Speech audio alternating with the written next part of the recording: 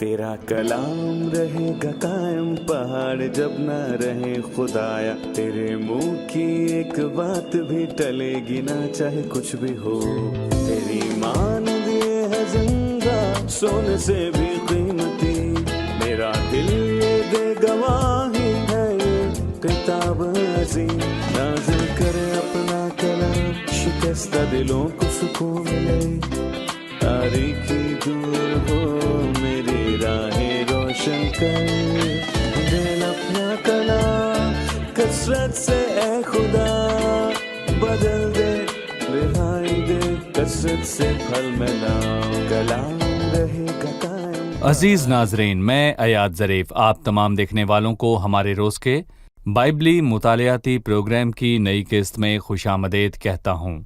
नाजरीन, अभी हम दानियल की किताब का मुताला कर रहे हैं और ये पुराने अहदनामे के बड़े अंबिया की एक किताब है और गुज़िश्ता किस्त में हमने छठे बाब का मुताला मुकम्मल किया और हमने एक तारीखी हिस्सा मुकम्मल किया और आज हम रोया के हिस्से को शुरू करेंगे और ये 7वें बाब से शुरू होता है।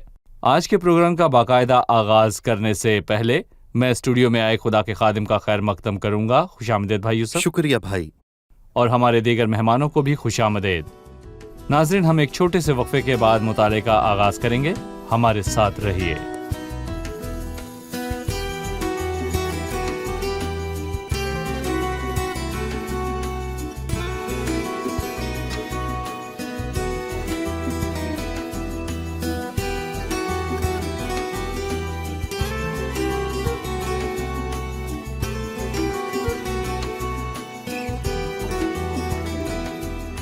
खुशामदीद भाई। आपका शुक्रिया। हम दानियल की किताब के 7वें बाब पर पहुंच चुके हैं। मुताले का आगाज करने से पहले मैं चाहता हूं कि इस बाब और इस किताब के दूसरे हिस्से के मुतल्लिक आप हमें कुछ बताएं। बेशक 1 ता 6 अब्वाब तक के हिस्से में दानियल की ज़ाती ज़िंदगी का बयान है। 7वें बाब से दानियल की रोया का बयान है। उसके साथ होने वाले वाक़यात नहीं हैं, बल्कि इसमें उस रोया का जिक्र है जो उसने देखी थी। दर हकीकत मैं कहूँगा कि वो हमें मुस्तकबिल के बारे में वाज़े बयान करता है, और मैं ये भी कहूँगा कि हम कह सकते हैं कि 2 ता 7वें बाब में कौमों के मुतल्लिक लिखा है और आज हम 7वें बाब के मुतल्लिक जानेंगे। और फिर 8वें बाब से इस किताब के आखिर तक कौमों पर नहीं बल्कि खुदा के लोगों पर गौर किया गया है। 8वें बाब में गैर कौमों के वक्त से हटकर खुसूसन उस कौम की तारीख पर गौर किया गया है, और यहाँ 7वें बाब तक कौमों के मुतल्लिक बयान है। और इस बाब की मुमासलत दूसरे बाब से है जिसमें नबुकत नज़र ने ख्वाब देखा, और दूसरे बाब में मैं कहूँगा कि वाज़े तौर पर बयान है कि नबुकत नज़र ने एक मूरत को देखा। उसमें नबुकत नज़र के बाद की हुकूमत ज़ाहिर हुई। मुस्तकबिल में इब्ने आदम की बादशाही के क़याम का जिक्र है, और इस बाब में उस दौर को मुख्तलिफ तरीक़ों से बयान किया गया है। मतलब कि इब्ने आदम की बादशाही का बयान, और इसमें उस दौर के मुख्तलिफ तरीक़ों का वाज़े तौर पर बयान किया गया है। नबुकत नज़र ने उस मूरत में मुख्तलिफ धातें देखीं, मगर खुदा के बंदा दानियल ने उस रोया में हैवान को देखा। आपने कहा कि 8वें बाब से इसके आखिर तक गैर अक़वाम के दौर पर नहीं बल्कि खुदा के लोगों पर गौर है, और इससे ये जाहिर होता है कि 7वें बाब से इरामी ज़ुबान में लिखा गया है। बिल्कुल। और 8वें बाब से इब्रानी ज़ुबान में लिखा है जो उन लोगों की ज़ुबान है। आपने ठीक कहा। ये खुदा का कलाम है भाई यूसुफ। बिल्कुल, खुदा का कलाम। सही। भाई यूसुफ, मैं चंद आयात पढ़ने के बाद आपसे सवाल करूंगा। शाह बाबल बेल्तशज़र के पहले साल में दानियल ने अपने बिस्तर पर ख्वाब में अपने सर के दिमागी ख्यालात की रोया देखी। तब उसने उस ख्वाब को लिखा और उन हालात का मजमल बयान किया। दानियल ने यूं कहा कि मैंने रात को एक रोया देखी और क्या देखता हूं कि आसमान के चारों हवाएं समुंदर पर जोर से चलीं और समंदर से 4 बड़े हैवान जो एक दूसरे से मुख्तलिफ थे निकले। पहला शेर बब्बर की मानिंद था और उकाब के से बाजू रखता था, और मैं देखता रहा जब तक उसके पर उखाड़े गए और वो जमीन से उठाया गया और आदमी की तरह पांव पर खड़ा किया गया और इंसान का दिल उसे दिया गया। और क्या देखता हूं कि एक दूसरा हैवान रीछ की मानिंद, और वो एक तरफ सीधा खड़ा हुआ और उसके मुंह में उसके दांतों के दरमियान 3 पसलियां थीं, और उन्होंने उससे कहा उठ और कसरत से गोश्त खा। फिर मैंने नजर की اور کیا دیکھتا ہوں ایک اور حیوان تیندوے کی مانند اٹھا جس کی پیٹھ پر پرندے کے سے 4 بازو تھے اور اس حیوان کے 4 سر تھے، اور سلطنت اسے دی گئی۔ ہم چھٹی آیت پر ٹھہریں گے جو رویا کی تاریخ سے شروع ہوئی۔ اس نے بیلتشزر بادشاہ کے پہلے سال میں یہ رویا دیکھی۔ یہ سب واقعات چھٹے باب کے واقعات سے پہلے ہوئے، تو یہ چھٹے باب کے بعد کیوں درج ہیں اس کے متعلق بھائی یوسف ہم آپ سے جاننا چاہیں گے، لہٰذا تفصیلاً بتائیے۔ دیکھیں، میں کہوں گا کہ نبوتوں کو تاریخی لحاظ سے نہیں لکھا، پر آپ یاد رکھیں کہ 7ویں باب سے دوسرے باب کا آغاز ہوتا ہے۔ اگر ہم اس حصے کا جائزہ لیں تو اس میں یہاں سے 11ویں باب تک تاریخی ترتیب موجود ہے اور فرق موجود ہے۔ مثلاً یہاں پر بیلشزر کے پہلے سال میں، اور اگلے باب میں بیلشزر بادشاہ کی سلطنت کے تیسرے سال میں یہاں کچھ وقت گزرا ہے۔ اور پھر یہاں پر میں کہنا چاہوں گا کہ 9ویں باب میں دارا بن اخسوریس، اس کے پہلے سال میں 10ویں باب میں شاہ فارس خورس کے تیسرے سال میں، اور 11ویں باب میں دارا مادی کی سلطنت کے پہلے سال میں دارا جی مادی۔ ہاں، اور میں کہوں گا کہ یہ واحد حصہ ہے، یہ تاریخی حصے سے مختلف ہے، اور پھر جس کا اختتام دارا بادشاہ اور شاہ فارس خورس پر ہوا۔ لکھا ہے بیلتشزر کے پہلے سال میں، سو چھٹے باب میں دارا بادشاہ کے دور اور مادی اور فارسی سلطنت کی بات ہونے کے بعد یہاں اس کا ذکر ہوا، کیونکہ یہ رویا کے حصے کا آغاز ہے۔ یہ نیا حصہ اور نیا خیال ہے۔ ہم نے نبوکت نظر کے خواب کے متعلق پڑھا، لیکن یہاں پر بادشاہ نے نہیں بلکہ دانیل نے ایک رویا دیکھی۔ سو ہمیں اس کی شروعات کے بارے میں بتائے، دانیل نے خواب و رویا دیکھی۔ دیکھیں، پرانے عہد نامے میں دانیل نے رویا دیکھی، اور نئے عہد نامے میں یوحنا نے رویا دیکھی، اور یوحنا مسیح کا عزیز شاگرد تھا۔ اور دانیل کے بارے میں 9ویں باب میں لکھا ہے، دانیل عزیز مرد، جبکہ دانیل بابل میں اسیر رہا، اور یوحنا رسول بھی اسیر رہا، اور پتمس کے ٹاپو پر جلا وطن رہا۔ پر میں کہوں گا کہ یہاں مماثلت ہے۔ دانیل نے رویا دیکھی، پر یہاں پر غور کرنے کی ایک بات ہے کہ دوسرے اور 7ویں باب میں بہت سی چیزیں ایک جیسی ہیں، اور میں پھر سے اس کے فرق کو بیان کرتا ہوں کہ دوسرے باب میں ایک بڑی مورت تھی، اور اس کی قیمتی دھاتیں دراصل دنیا میں آنے والی تمام سلطنتوں کو بیان کرتی ہیں، اور یہ بابل ہے۔ یہ مادی اور فارسی ہیں اور یونانی ہیں، اور رومی حکومت عظیم تھی، لیکن خدا کے بندے کی نظر میں دراصل یہ تمام دھاتیں صرف اور صرف حیوان تھیں۔ اس نے رویا میں ان دھاتوں کو دیکھا اور ایک بڑی مورت کو دیکھا جو حیوان تھی۔ اور یہاں پر میں یہ بھی کہنا چاہوں گا کہ جو کوئی بھی تاریخ کو پڑھے گا وہ اس بات پر یہ یقین رکھے گا کہ دنیا حاکم حیوان سے کسی بھی صورت میں کم نہیں۔ یقیناً یہ ان حکومتوں کا اخلاقی اقدار ہے۔ بالکل۔ ان حیوانات کی بات کرنے سے پہلے دوسری آیت میں لکھا ہے، دانیل نے یوں کہا کہ میں نے رات کو ایک رویا دیکھی، اور کیا دیکھتا ہوں کہ آسمان کی چاروں ہوائیں سمندر پر زور سے چلیں۔ چاروں حیوانوں کے متعلق بتانے سے پہلے جی، یہ بیان کرے چاروں ہوائیں سمندر پر زور سے چلیں سے کیا مراد ہے۔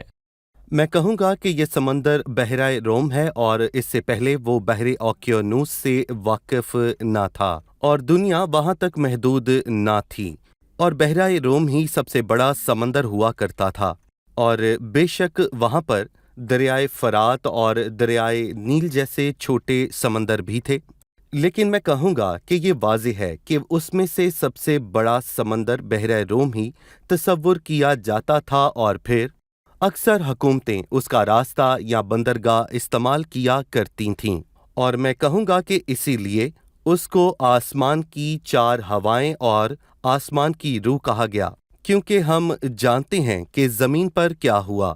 اور پھر دانیل کا 10واں باب اس بات کی عکاسی کرتا ہے کہ اندیکھے دائرہ کار میں کیا ہوتا ہے۔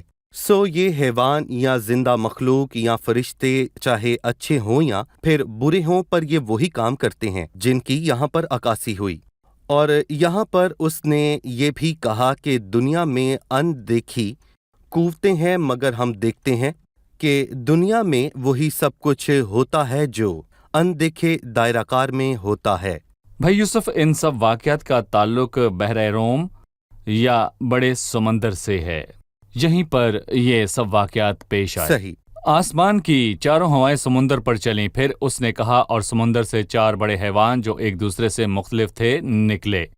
पहला शेर बब्बर की मानिंद था और उकाब के से बाजू रखता था, और मैं देखता रहा जब तक उसके सर पर उखाड़े गए और वो जमीन से उठाया गया और आदमी की तरह पांव पर खड़ा किया गया और इंसान का दिल उसे दिया गया। उसने पहले हैवान की बात की जो शेर बब्बर की मानिंद था। आपने बताया कि ये 4 हैवान उस वक्त की कौमों की हुकूमतों के इखलाकी इक़दार को जाहिर करते हैं। शेर की मानिंद पहला हैवान कौन है?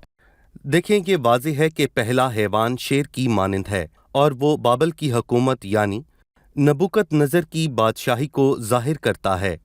भाई, ये अल्फाज मेरी तवज्जो का मरकज़ बने और मैंने देखा कि ये अल्फाज 1 ता 14वीं आयत में तकरीबन 7 मरतबा आए हैं। मसलन दूसरी आयत में उसने कहा, मैंने रोया देखी। 6ठी आयत है, फिर मैंने नज़र की, और 7वीं आयत में 9वीं आयत मेरे देखते हुए तख्त लगाए गए, और 11वीं आयत में लिखा है मैं देख ही रहा था। फिर 11वीं आयत में लिखा है मैं देख ही रहा था, और 13वीं आयत में आखिरी दफ़ा लिखा है कि मैं क्या देखता हूँ, मैंने देखा कि। ये अल्फाज 4 हुकूमतों को बयान करने के लिए इस्तेमाल हुए हैं।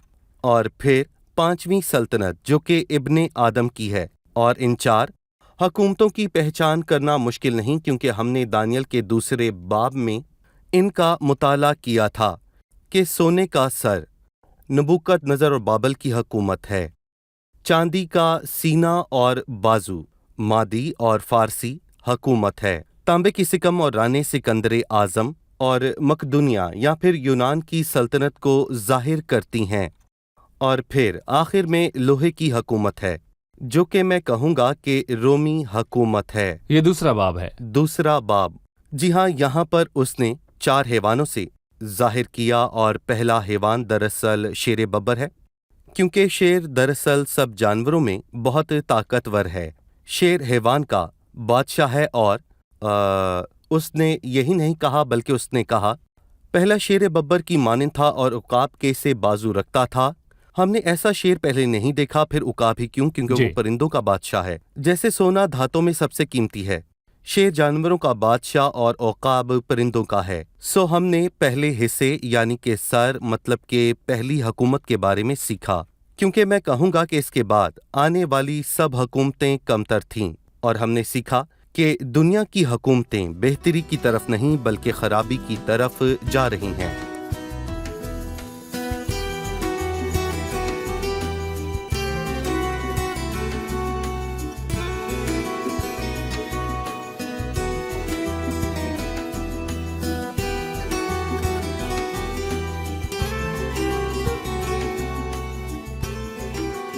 लिखा है पहला शेर बब्बर की मानिंद था और उकाब के से बाजू थे। कलाम में और हवाले भी पहली सल्तनत को बब्बर शेर की मानिंद बयान करते हैं। क्या कलाम में बाकी हवाला जात में हमें बाबुल की सल्तनत और उसके बादशाह के लिए अल्फाज मिलते हैं? मुझे मुकाशफा का 49वां बाब याद आया।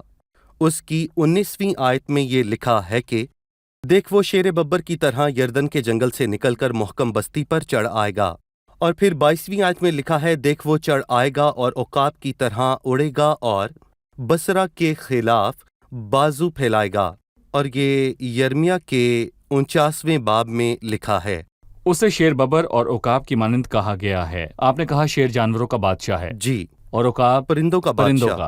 वो क्या कहना चाहता है कि बाबुल का बादशाह जानवरों और परिंदों का बादशाह है, या इस जमीन के दायराकार की बात है, या आसमान की? देखें भाई, मैं यहाँ कहूँगा जी ये मुमकिन है, क्योंकि जमीन के हैवानों और आसमान के परिंदों पर उसको इख्तियार बख्शा गया। सो उसका इख्तियार था वो सोने का सर था। सो उसका इख्तियार जंगल के जानवरों और हवा के परिंदों पर भी था। ठीक है, लेकिन लिखा है मैं देखता रहा जब तक उसके पर उखाड़े गए और वो जमीन में से उठाया गया और आदमी की तरह पांव पर खड़ा किया गया और इंसान का दिल उसे दिया गया। क्या इसमें तबाही या बर्बादी की अलामत जाहिर होती है? जी बिल्कुल। हम जानते हैं कि बाबल की सल्तनत का सर सोने का शेर बब्बर और उकाब की मानिंद थी, लेकिन उसका बादशाह मगरूर था। खुदा को मगरूरों से नफरत है, انسان اپنے غرور کی وجہ سے گرا اور نبوکت نظر کے غرور کی وجہ سے اس کا زوال ہوا۔ اور حبقوق کے پہلے باب میں لکھا ہے کہ یہ سلطنت عظیم اور شان و شوکت والی تھی، تب وہ گردباد کی طرح گزرتے اور خطا کر کے گناہ گار ہوتے ہیں، یعنی کہ وہ حد سے آگے بڑھا اور اس نے خدا کے حضور غرور کیا، کیونکہ جب بھی کوئی خدا کے حضور مغرور ہوتا ہے تو وہ اپنے زوال کی تیاری کرتا ہے۔ وہ شیر ببر سے انسان کے دل میں بدل گیا، یعنی وہ کمزور ہوا۔ بہت عرصہ پہلے لوگ انگلینڈ کے ایک بادشاہ کو اس کی بہادری کی وجہ سے شیر صحیح۔ دل کہتے تھے، جی، مگر ایک شیر کے پاس انسان کا دل خاتمہ۔ ہو تو یہ اس کی کمزوری ہے۔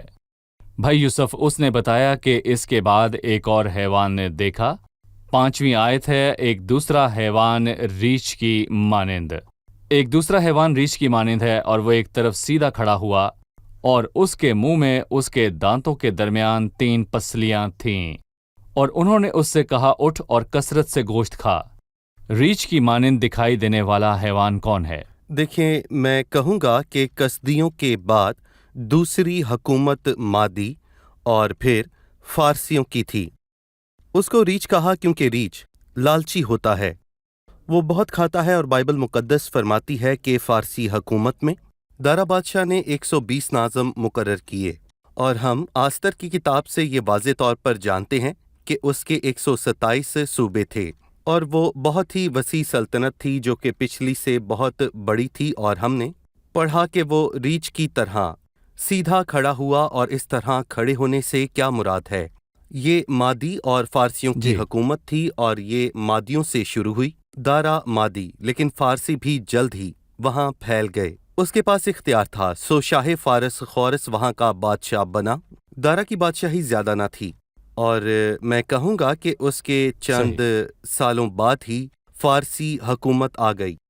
جب تک شاہ ایران نے فارسی حکومت کی بحالی نہ کرنا چاہی، اور یقیناً یہ 4 سلطنتیں ہیں، اس میں 5ویں سلطنت نہیں، اس کی بحالی نہ ہو سکی، اور خدا کا کلام پورا ہوا۔ 5ویں سلطنت کا قیام نہ فارسی نہ ہوا، ہی کوئی خدا کا اور۔ کلام پورا ہوا۔ اب اس دنیا میں اور کوئی حکومت قائم نہ ہوگی، مسیح آ کر اپنی سلطنت قائم کرے جی ہاں، گا۔ بالکل۔ وہ ایک طرف کھڑا ہوا، اور اس کے منہ میں اس کے دانتوں کے درمیان 3 پسلیاں تھیں، یعنی وہ ان کو نگل گیا اور سب ختم ہوا، مطلب کہ اس کے منہ میں 3 پسلیاں تھیں۔ یہ 3 پسلیاں بابل، عقدہ اور برسپا ہیں، جو کہ میں کہوں گا کہ بابل کی 3 بڑی ریاستیں تھیں، اور پھر مادی اور فارسی حکومت نے ان کو شکست دی، اور یہی سچ ہے۔ مادی اور فارسیوں سے شکست کے بعد 6 آیت ہے، پھر میں نے نظر کی اور کیا دیکھتا ہوں کہ ایک اور حیوان تینوے کی مانند اٹھا، جس کی پیٹھ پر پرندے کے سے 4 بازو تھے، اور اس حیوان کے 4 سر تھے، اور سلطنت اسے دی گئی۔ تیندوا کے شیر کی علامت ہے۔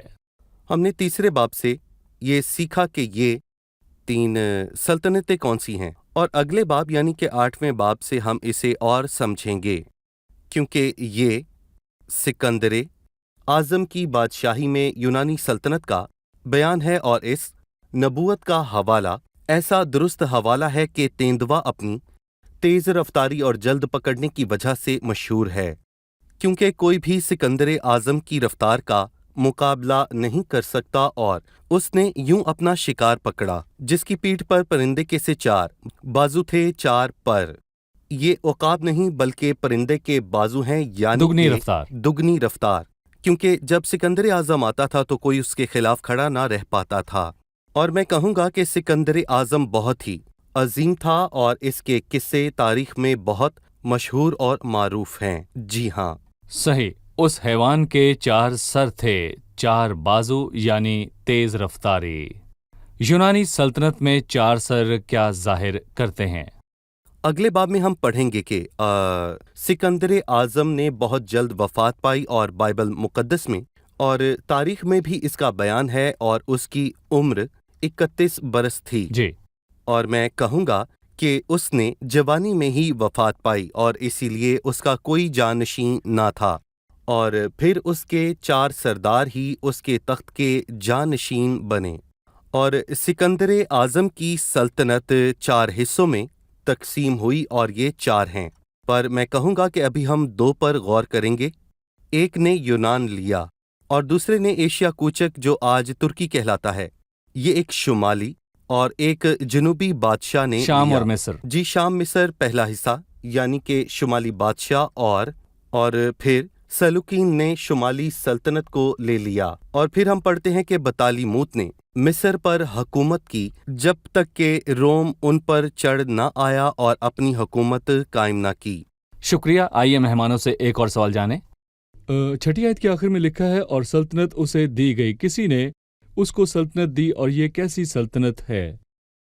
بھائی یوسف، بائبل مقدس میں یونان کے بادشاہ کے لیے تیندوے کے الفاظ استعمال ہوئے اور اسے سلطنت دی گئی۔ کس نے دی؟ یہ کس قسم کی سلطنت ہے؟ در حقیقت ہر ایک حکمران کو یہ اختیار خدا کی طرف سے ملتا ہے، جیسے دانیال نے نبوکت نظر کو واضح کیا۔ وہی بادشاہوں کو مخذول اور قائم کرتا ہے، اور وہی ایک سلطنت کو دوسری سے بدل دیتا ہے۔ بادشاہ کی زندگی کا اختیار بھی اس کے پاس ہے، اور وہ ان کے وقت کو مقرر کر دیتا ہے۔ ہم نے ایمان سے یہ بات سمجھی کہ خدا کے کلام سے یہ وقت اور زمانوں کا قیام ہوا۔ خدا قادر مطلق ہے۔ اور پھر رومیو کے 13ویں باب میں لکھا ہے کہ ہر شخص اعلیٰ حکومتوں کے تابع رہے، کیونکہ کوئی حکومت ایسی نہیں جو خدا کی طرف سے نہ ہو، اور جو حکومتیں موجود ہیں وہ خدا کی طرف سے مقرر ہیں۔ جب مسیح پلاطوس کے سامنے حاضر ہوا اور پلاطوس نے کہا، تو مجھ سے بولتا نہیں؟ کیا تو نہیں جانتا کہ مجھے تجھ کو چھوڑ دینے کا بھی اختیار ہے اور مصلوب کرنے کا بھی اختیار ہے؟ تو مسیح نے اس کے اختیار سے انکار نہیں کیا، بلکہ یہ واضح کیا کہ اگر تجھے اوپر سے نہ دیا جاتا تو تیرا مجھ پر کچھ اختیار نہ ہوتا، اور بے شک اس نے تاریخ کا سب سے بڑا گناہ کیا، اور یہ اختیار اسے اوپر سے ملا، اور عدالت کے دن سچ میں وہ خدا کے حضور قصوروار ٹھہرے گا۔ شکریہ بھائی یوسف، خدا آپ کو برکت دے۔ اگلی قسط میں 4 حیوانوں کے متعلق اپنی گفتگو جاری رکھیں گے۔ سلطنتوں سے متعلق ان سے کیا مراد ہے؟ بہت شکریہ، خداوند آپ کو برکت دے۔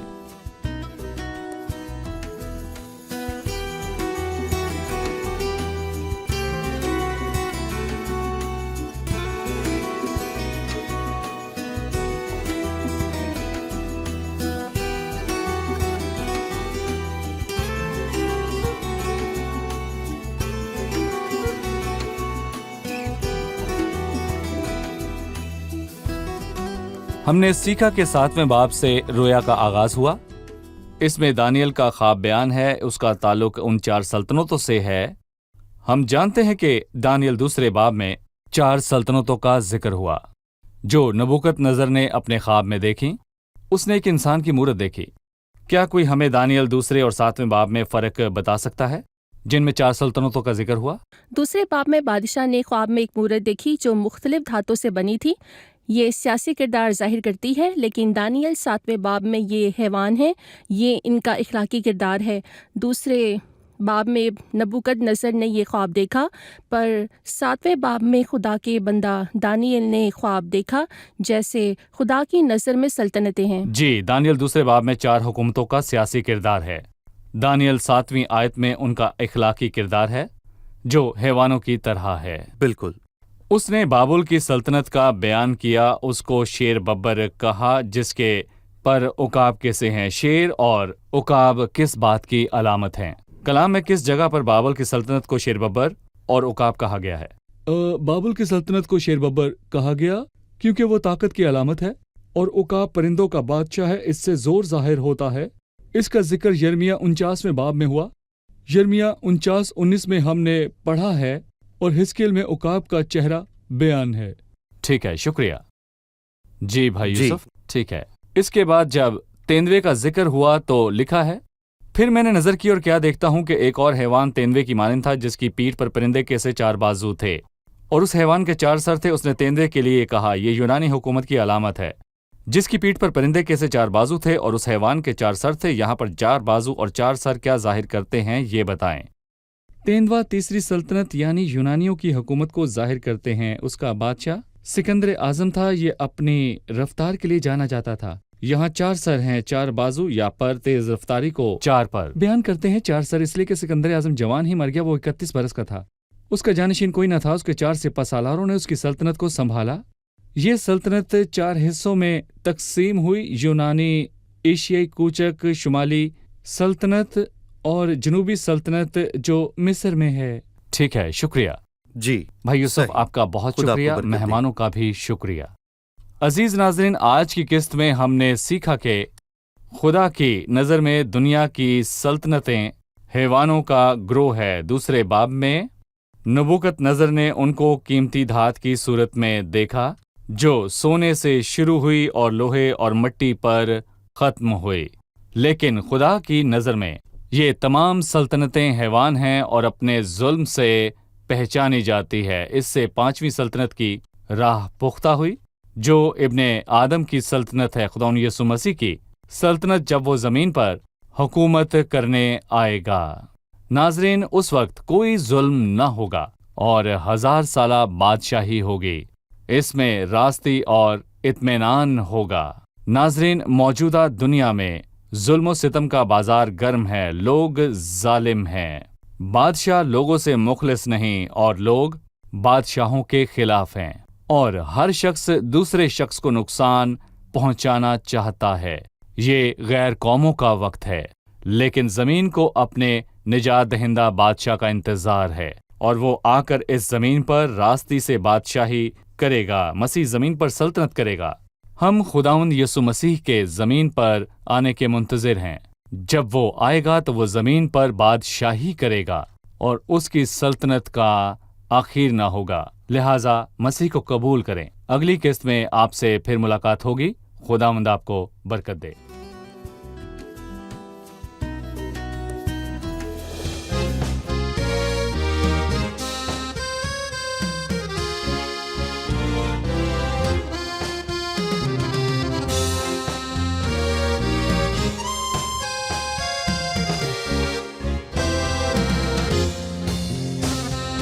لست أعلم ما قد يكون في غدي، لا أعلم، لا أعلم، لست أعلم كم سيطول العمر بي، لا أعلم، لا أعلم، لكنني يا ضامني أعلم أنك معي وأنك بتعتني مهما يكون في غدي، لكنني يا ضامني أعلم أنك معي وأنك بتعتني مهما يكون في غدي.